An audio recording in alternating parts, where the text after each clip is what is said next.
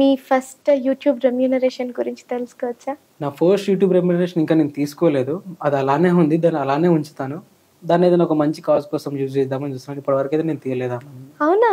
Yeah! అంటే అలానే ఎంత ఉంది. వచ్చింది? ఒక ఫిగర్ తెలుసుకోవచ్చా? నేను ఇప్పటివరకు అయితే షార్ట్స్ అప్లోడ్ చేశాను. లెంతీ వీడియోస్ అప్లోడ్ చేస్తే మేబీ ఎక్కువ మనీ వచ్చే ఛాన్స్ ఉంది. షార్ట్స్‌కి ఎంత వస్తాయండి? 1 మిలియన్ వ్యూస్ వస్తే అరౌండ్ 600, 500 వస్తాయి. అరౌండ్ నాకు తెలిసి దాంట్లో ఉండుంటాయి ఒక 30,000 ఇలా ఎంతో ఉండుంటాయి. సో మేబీ లెంతీ వీడియోస్ చేస్తే ఎక్కువ మనీ వచ్చే ఛాన్స్ ఉంది. ఈ 2024 నుండి తప్పకుండా లెంతీ వీడియోస్ చేస్తాను. ప్రెజెంట్ అయితే షార్ట్ వీడియోస్‌కి అంతే ఉంది. అంతే. సో మీ ఫస్ట్ రెమ్యూనరేషన్ ఒక 30,000 అనుకోవచ్చు. ఇంకా నేను తీయలేదు కదా. తీసిన తర్వాత ఎంత అవుతుందో చెప్పలేను. దాన్నైతే ఒక మంచి కాజ్ కోసమో లేదా నా వీడియోస్ కి ఎక్విప్మెంట్ కోసమో ఏదో ఒకటి నేను చేస్తాను. అండ్ అది చేసుకున్న తర్వాత నేను అప్లోడ్ చేస్తాను ఇలా చేశానని చెప్పేసి. And last and final question అంటే వాళ్ళ రిక్వెస్ట్ నా రిక్వెస్ట్ కూడా, మగధీర మూవీలో లొకేషన్ ఉంది కదా, క్లైమాక్స్ లొకేషన్, ఆ లొకేషన్ ఒకసారి మాకు చూపిస్తారా? యాక్చువల్ గా మగధీరది ట్రై చేద్దామని అనుకున్నాను, కాకపోతే ఆ సెటప్ తీసేశారు. ఓకే. చాలా ఇయర్స్ అయిపోయింది కదా, ఆ సెటప్ అయితే తీసేశారు. ఇప్పుడైతే కొంచెం కష్టము. కాకపోతే ఆ మగధీర మూవీలో ఒక బైక్ ఎగిరే సీన్ ఉంటుంది కదా, అది రామోజీ ఫిలిం సిటీలో తీశారు. మేబీ ఈ మంత్ లో నేను వెళ్తాను రామోజీ ఫిలిం సిటీకి. చాలా మూవీస్ ఉన్నాయి అప్డేట్స్, వచ్చే కొత్త మూవీస్ కూడా ఉన్నాయి.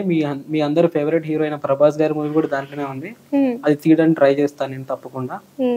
నేను ఏదైనా మూవీ షూట్ కొత్తది ఏమన్నా రిలీజ్ అయిన తర్వాత నేను అప్లోడ్ చేస్తాను అనమాట. బిఫోర్ రిలీజ్ చేస్తే కాపీరైట్స్ కానీ దాని స్టోరీని లీక్ చేసినట్టు కానీ ఏమైనా అవుతా ఉంటాయి కొన్ని. ఇంకొన్ని ఏంటి అంటే నేను కొన్ని వీడియోస్లలో కొన్ని ఇమేజెస్ అండ్ క్లిప్స్ వాడతాను. అవి మూవీస్ లో ఏవి వాడను. వాళ్ళు ఏదైతే రిలీజ్ చేశారో ట్రైలర్ కానీ టీజర్ కానీ అవే వాడి దాంట్లో ఉండే చూపిస్తాను అనమాట.